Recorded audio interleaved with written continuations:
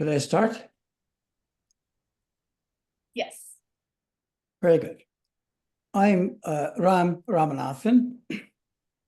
I know this morning we had some of the most exciting discussions and exchange I have heard on this topic of climate actions between government, city and local government officials, NGOs and researchers. And so today, this is the dialogue, post-lunch dialogue. I'm honestly really proud and so delighted to have this conversation with two of the major public figures in the nation in climate action, Governor Jerry Brown and Congressman Scott Peters. He is a congressman for the district where I live. Just to give our panelists a brief introduction, the group which is organizing this two-day summit is called Climate Resilient California and Californians. So our focus here is on California. And this issue of resilience has taken infinitely more importance given the LA fires we are facing. So our focus here is not dredging up the problems or giving statistics of the disasters, but solutions. So from that, what we're going to do, I'm going to first introduce our Governor Brown, not that he needs introduction, and then allow him to give some opening remarks. Then I'll move on to Congressman Scott Peters. He will give some opening remarks, and then we will get into a discussion of some of the key relevant topics. So Governor Brown, I think, of course, in California, he doesn't need any introduction, but he has taken so many actions on climate change. The one which is most relevant to our meeting here is this Under2 coalition, climate action. And that has now grown into a subnational, just like what we are trying to do here. He's ahead of us. At least 8 years ago, he formed this. And now it has got over 150 members, states, provinces, subnational, and their focus is on mitigation. And he also chairs, after he stepped down as governor to work full-time on climate actions. So he has formed a center in UC Berkeley. It's called California China Climate Institute. And he's also chairing the prestigious Bulletin of the Atomic Scientists Committee. Governor Brown, thank you for coming. Well, Ram, thank you for putting this all together. It couldn't be more timely in many ways. Last year was the hottest on record. It actually was above 1.5 degrees, which is the target not to exceed, according to the aspirations of the Paris summit. So there we are. We're already in dangerous territory. For California, the state has been a leader in taking climate action, a lot, more than I think any other state. But relative to the challenge, not enough. And now we're facing the headwinds coming out of Washington. I think President Trump and the Congress will eliminate some of the basic authorities that California has enjoyed since Richard Nixon signed the Clean Air Act way back in the 70s. So that bipartisan consensus is now going to be torn apart as Trump goes on his drill baby drill rampage. So California pollution standards, tailpipe emissions, efforts to derive more electricity from renewable energy. Who knows how far it'll go? Our building standards, those will probably be immune to Washington assault. He's also threatening not to give any assistance to the fire victims in LA unless the Coastal Commission is somehow eliminated or gutted. So we're facing a real hostile force in Washington. Now, I think the more enlightened thought on that, in my opinion, is that Trump is going so far in stripping away common sense efforts to limit climate damage climate warming, that it's going to become more and more obvious that we need a different direction. By going in the absolute absurd opposite direction, he's going to make, I think, more clear what needs to be done. A lot of people felt comfortable under Biden. Things were being done, a lot of investments being made. Now, everything's up for grabs. The wind industry is being systematically undermined, maybe even destroyed. Same with other renewable projects. So the mood is here. It's not quite matured yet, but over the next several months, I really believe that there'll be an awakening. The agitation already going on because of Trump on so many ways, but climate is one of the key differences that his administration represents. So resilience. The sad part that is hard to grasp, I sometimes forget about it myself, that every year we're putting 50 billion tons of greenhouse gas in the environment because we're still growing. And then when we peak, the world, China, the rest of the world comes to the top, and now we start reducing. We're not going to reduce overnight. So we're still going to be putting up 45, 48 billion and going down very slowly. So things are going to get worse no matter what we do. If we doubled our climate mitigation, we still are going to face enormous catastrophes. Witness what happened in LA. We don't know that's 100% climate, but it definitely is a leading factor, and that will continue to grow.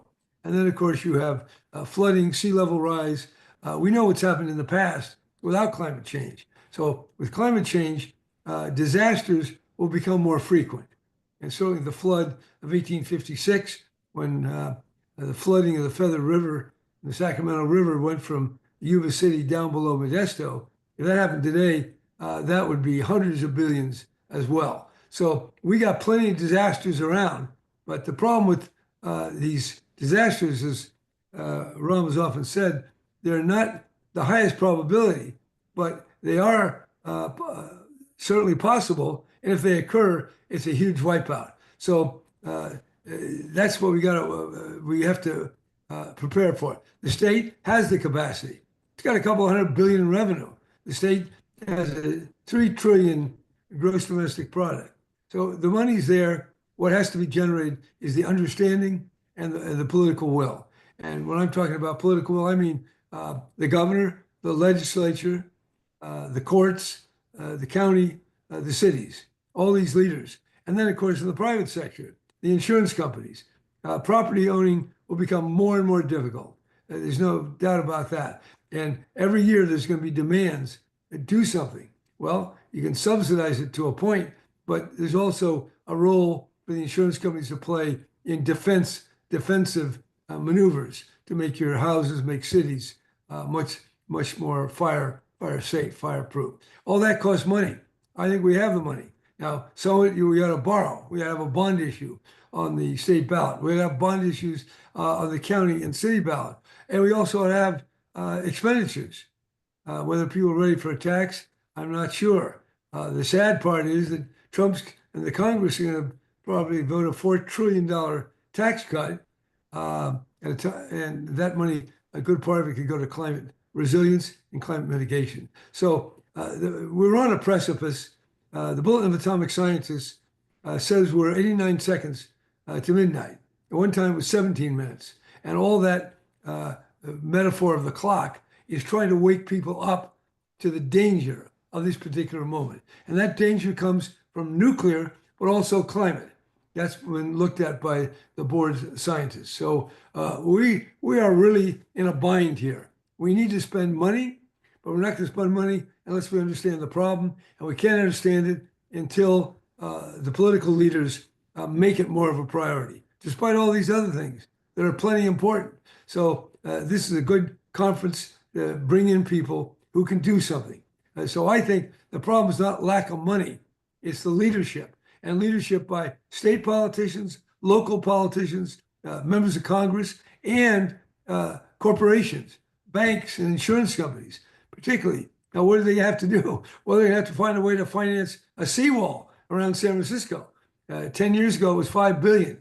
It's going to be many times that now. So we have to systematically look and prioritize what do we got to do first. And so that's not a week or a month or even a congressional session. This is the long-term future of what we got to do. So forums like this, this is one, we got to keep having them to wake people up and get on the business of adaptation. Thank you, Governor Brown. Exactly the sort of issues we are dealing with here. So let me move on to Congressman Scott Peters. He is in the House Energy and Commerce Committee, House Budget Committee, and is also on the Equality Caucus. He is one of my personal heroes. I live in his district. That's not the reason I'm saying that, but he has really pushed and advanced major bills in Congress in mitigating climate change. The other reason that I appreciate his work is he's one of the very few I know who has worked hard last 5 to 10 years on bipartisan bills and bipartisan agreements on climate change. That's exactly what we need now, this bipartisan approach. And just to inform you, Congressman Peters, our main objective here is one California. So all of Californians stand united and in solidarity. Thank you, and I open to your speech. Thank you, Dr. Ram. And I would say it's quite an honor to be with you and Governor Brown. Governor Brown is obviously a hero, and we're so fortunate in California to have the awareness and the leadership that he set the standard for on climate. And you've been my personal educator on these issues, and so I really appreciate you. And it is hard work in Washington, D.C. right now. I represent the cities of San Diego and Coronado, which are coastal communities. We know that the impacts we'll see are going to be sea level rise, more intense wildfires, and drought. Those are the impacts we'll see from climate. And communities up and down California's coast are preparing for sea level rise as global temperatures increase. We know that they also face wildfires and heat and drought. In 2021, the city of San Diego launched its first ever climate adaptation and resiliency plan. It's a comprehensive strategy to prepare for and recover from climate disasters. The city has a chief sustainability officer. I think, as the governor referred to, our city's big enough to have that kind of staff. That person oversees climate planning and response, including climate resilience. I also want to congratulate the city for working on its pure water recycling project. This started back when I was on the city council in the aughts, when it was derided as toilet to tap. But we know that water scarcity is going to be a challenge for us. San Diego is investing in reclaiming its water and not sending it all out into the ocean.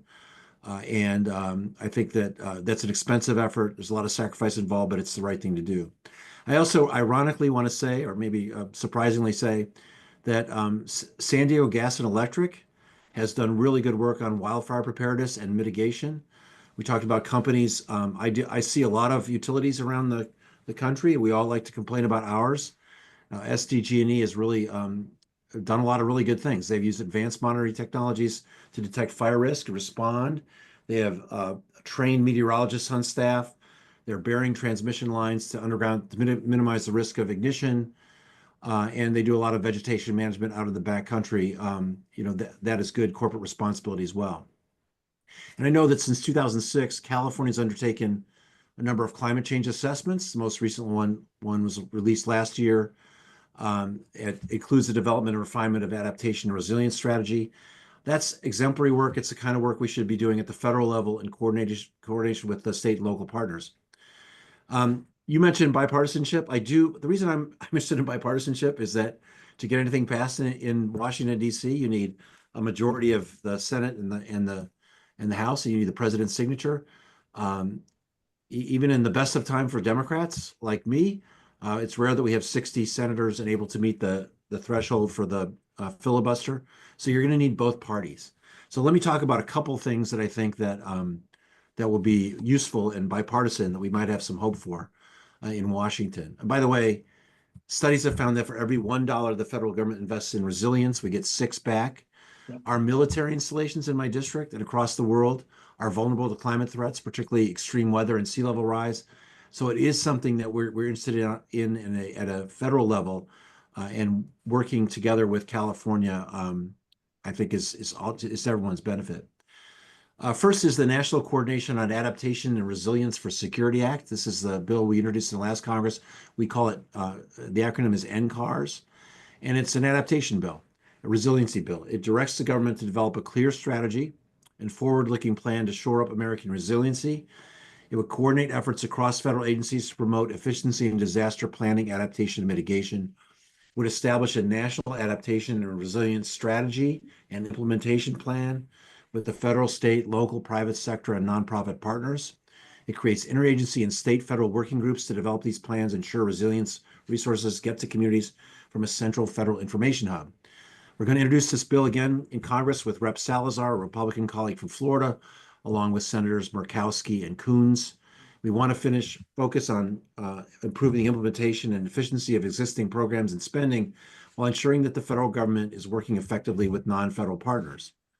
Now, I have to acknowledge what's going on with the current administration, particularly DOGE and Elon Musk. Extremely destabilizing, I think, is the most complimentary way to say it.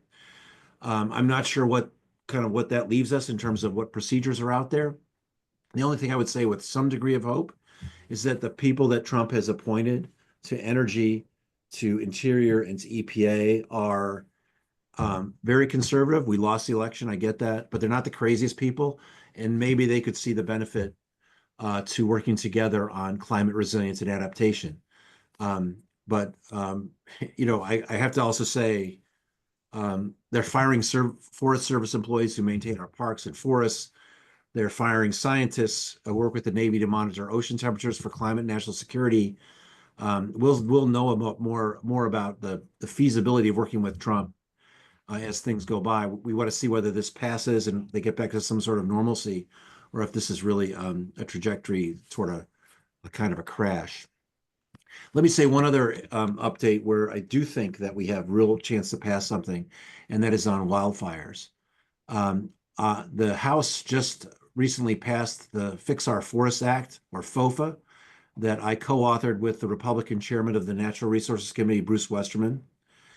The bill would restore forest health and increase resilience to catastrophic wildfires. It protects communities by increasing the pace and scale of forest restoration, expediting environmental analysis, and reducing litigation that's unnecessary. It provides agency with the critical tools they need to implement the most urgent forest management projects while maintaining rigorous environmental standards.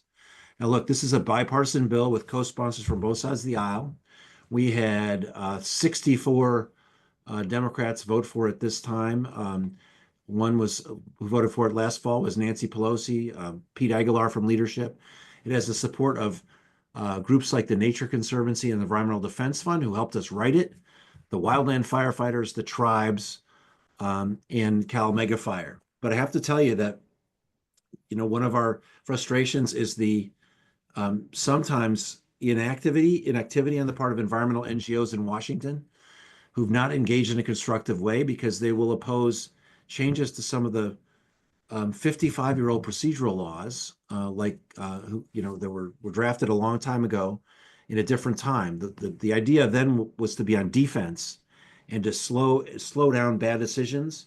But those same laws are preventing our response to climate change today. If we want to build clean energy, we got to get out of the way of transmission. We got to make permitting easier. Similarly, 48% of litigation is over forests, and a lot of extra biomass has built up in our forests that we need to clear out. And we need to be able to manage our forests without every time there's a small defect in one forest plan stopping the whole thing. And this would do that. No legislation is perfect, but this takes on a serious problem throughout the West. The entire country has bipartisan support. We don't have more time. And every day we wait, there's more land that burns down, habitats are destroyed, more black carbon pollution is released, much more damaging, by the way, than CO2. More homes are lost, more lives are devastated, and the status quo is not tenable. We really need everyone to get behind it. And I'd urge your support and engagement with my office on this. It comes to the Senate committee next week, and we could use some advocacy. That's kind of the two things I think that are going on in DC on resiliency, that I would say there's bipartisan support for. I'd also, since Dr. Ram taught me about short-lived climate pollutants, I will just say that I have some hope that we can actually pass a law on methane to reduce fugitive emissions from oil and gas. I think the industry is interested in it because the customers that we sell to, Japan, South Korea, the EU, are interested in clean gas. And I believe that the industry wants to prove itself. And that's all to the good, because methane has a global warming potential 80 times higher than carbon dioxide over 20 years. So we're going to work on see if we can come up with a plan on that. Doing nothing is often the alternative, and I don't think it's almost ever a good alternative. So that's why I work to get things passed and to take action. And Dr. Ram, I thank you very much for inviting me. I look forward to the discussion. Thank you so much. You've given me my head full of ideas. I don't know where to start, but let me mention to start with what Governor Brown said, that the money is not the issue, it's the leadership. To me, it's like music to my ears.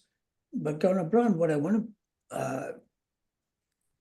you to give your opinion on this. When we talk about adaptation, there are two separate issues. One are systemic issues.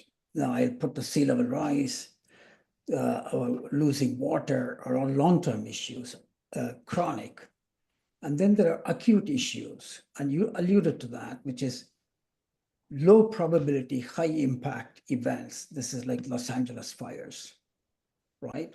And it's just not California. Florida got hit with 3 hurricanes last year. So these are what scientists we didn't anticipate. And we are going to get more of it, as the system is already past 1.5, but it has to continue past 1.5 over the next 5 to 7 years before we climate scientists would call it climate change. So my question is, if a single event like LA fires is costing the state $250 billion, that was the estimate floating around.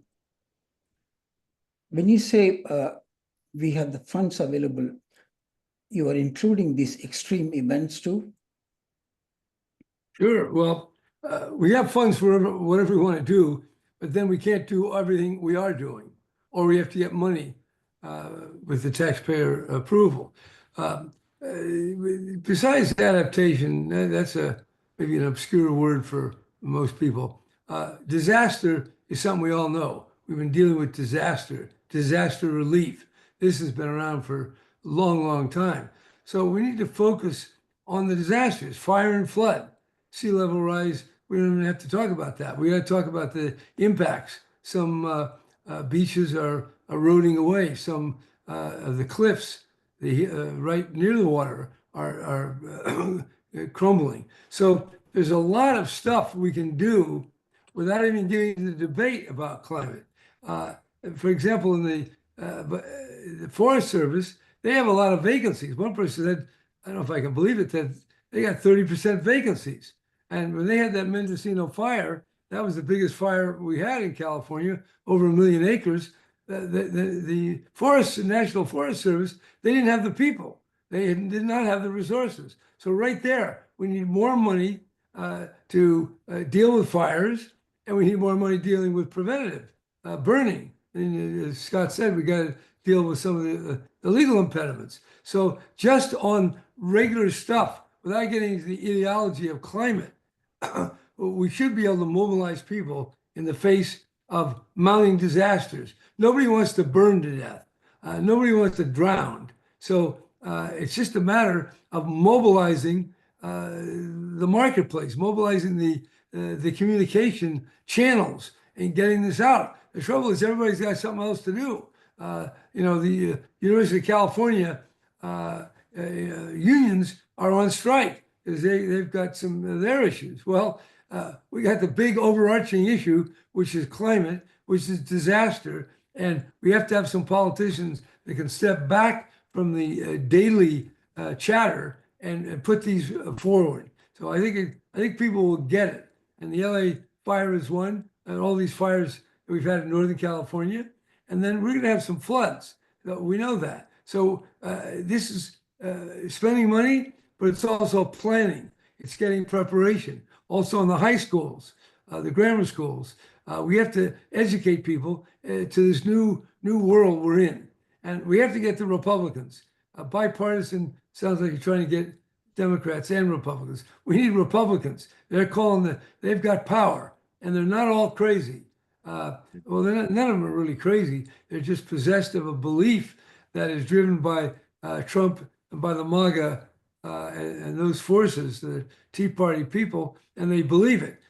I see them in kind of a quasi-religious, not in a theistic sense, but in the adherence to doctrine, to belief, and the herd mentality that is associated with this common belief. So climate change, that's a no-no for Republicans, but not disaster. No one wants, if you're a Republican, down in Miami, you don't want your buildings and people being hurt. The same thing in LA or whatever. So I think under the rubric of disaster planning, preparation, these are conservative ideas. They're not liberal or conservative. They're just common sense. You got to prepare, but it costs money. It's hard to learn. I've had two separate rounds of experts, former fire, come to my ranch, and they tell me, well, you ought to do this, you ought to do that. Where you have a little exposed wood,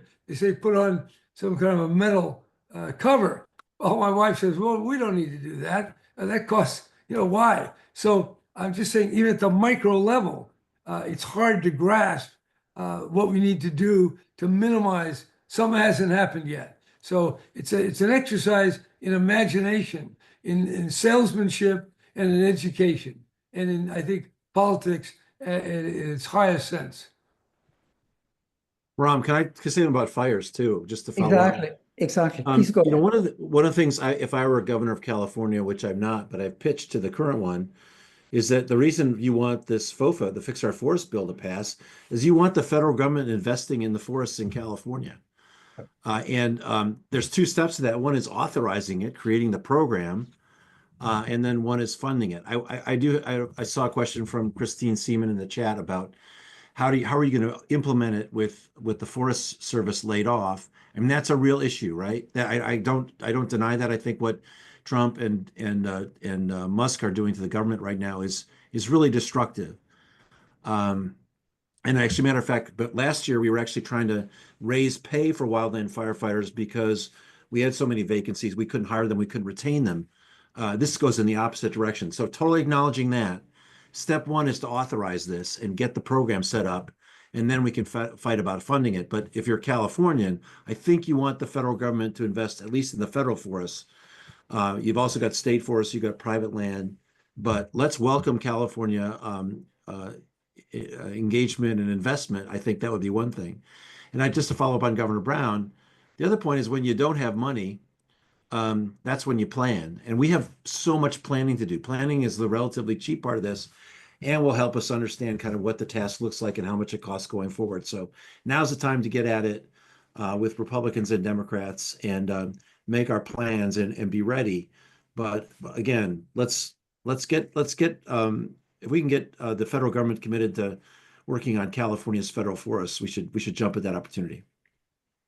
Yeah, I think passing that bill is an educational opportunity, very important, because that's it's happening right now. But we have to get the word out. I mean, people, and I think you do it not just by politicians, but insurance companies. They're the ones who are intimately involved. The casualty insurers, people who insure homes. They should be setting the rules for what homeowners need to do. They can provide real incentives. There are banks who are in the mortgage business.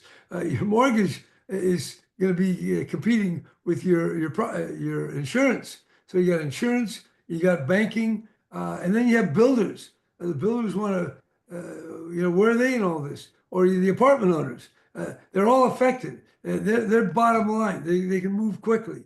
So I think involving them in immediate plans for action and learning from them, listening, what are they doing? How do they see it?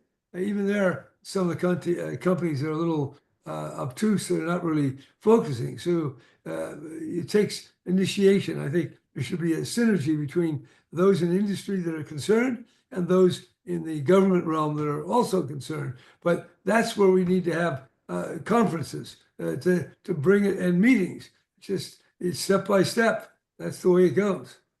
We have 4 minutes left. I have two questions. First is to Congressman Peters. I thought I heard the governor say, way to communicate, bipartisan communication. Don't bring up climate change, just talk about disaster preparedness. Yeah. Can you comment on that? Yeah, I think that makes sense. One of the ideas we also had was to require the federal budget to budget in particular for disasters, to sort of show the cost of it, and maybe if there were any fiscal responsibility left in the Republican Party, to put some pressure on that. I have to say I'm doubting that right now, given the budget resolution they just passed. But yeah, I think you got to get at this problem where it comes. You know, it's droughts in Texas farms. It's floods in Miami when there's no rain because of rising sea levels. So I think you don't have to link it to climate. You don't have to use that word. But I mean, talking about the problem, I think is really it's important and it's constructive. Okay, I have a question to both of you, particularly to Governor Brown, who I know was once a Jesuit. We are in this series of summits in the Pontifical Academy of Sciences. One idea we are sort of exploring is, how do you make people aware? How do you unpack climate change from all the things that has divided America? We are working with the faith leaders, Catholics, and all religions. Do you want to comment on that? It's a double-edged sword. Well, I don't know if it's, well, sure, religion, it's eroding, although right now it seems to be stabilizing throughout the country. But there's an important source of authority, an important place of membership. People go to church, they are moved by matters theological or religious. The problem is that a lot of churches have been captured by the whole MAGA effort. So you've got to find a way to avoid some of these polarizing conflicts and get at the reality, because everybody wants to avoid fire. Everybody wants to be able to afford a house or afford rent, and the costs are going up, and they're big costs. And you got to relate those to measures that we can take to lower those costs. And I think if we can get honest to goodness, scientists, serious scientists that are leading the way, and find conservative scientists who don't agree on some of these other issues. They get people very excited. So the trouble is, there's a lot of stuff out there that is very exciting, what we call a hot button. And this climate is not such a hot button. So we have to make it salient. And we make it salient with making disaster vivid and immediate. And this is like insurance policy. Everybody buys insurance on the house. Well, they have to buy it on the car, but they still know what that is. And we're insuring against an event that we don't want, but we know the chances are it can well happen. That's disaster. That's adaptation. You got to get ready, preparing, and then stuff. We got to start changing, start making those investments, and got to get. The trouble is, public space is crowded, and the newspapers are crowded, and we got to find a way to break into that. And I think the scientists are best when linked with business leaders and political leaders. Thank you, Governor Brown. Congressman Peters, you have the last word. 30 seconds. Well, I do want to say, Donald Trump is talking about not letting California have aid unless it's conditioned. That divides us, because now we're going to be in a fight between, next time Louisiana wants flood aid, that divides us. I do want to say that I think the leadership we should look to is that kind of Pope Francis, who's making this global. He's making it about science. He's put a moral component to it, and he's brought us all together. I think you can't discount the importance of messages like that in raising awareness. By the way, I'm praying for his health and thankful for his leadership. For Thank sure. you so much, Governor Brown and Congressman Peters. The whole team, we are infinitely grateful to you for sharing your ideas. Thank you. Back at you. Thank you. Really important. Glad to be part of it. Thank you, Ram, and thank you, of course, Governor Brown and Congressman Peters. That's the end of this session. So if all would please return to the lobby to join the next session. Thank you again. Okay.